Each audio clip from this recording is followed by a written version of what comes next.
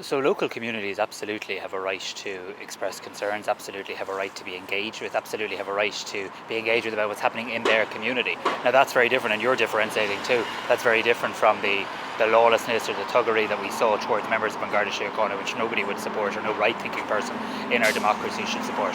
There's a broader issue here. Our migration numbers are too high, and the system is not built to deal with such large numbers. Immigration is a good thing in Ireland. We benefit from immigration. Look at our health service, look at so many parts of our economy.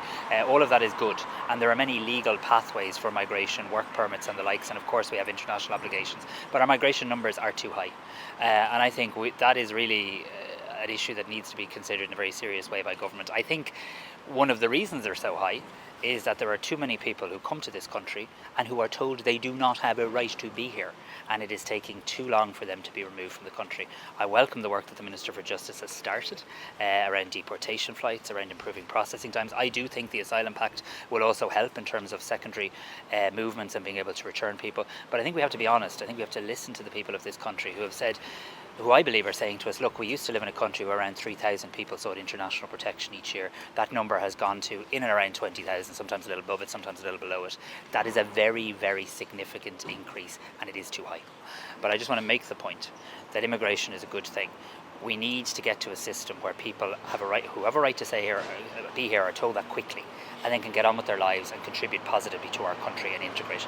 But where they don't have a right to be here, I'm saying to you very honestly, and I'm saying to the people of Ireland, we're not where we need to be. And what I am saying to you is the system needs to change.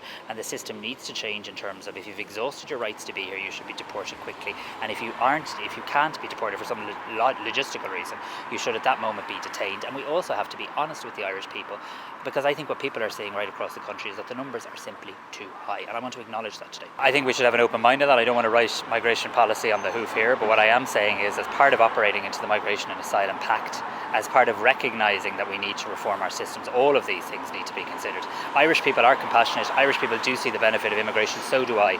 But as I always say, Irish people also want common sense. They want rules. They want to know the rules are applied without fear or favour, and the credibility of the system depends on that.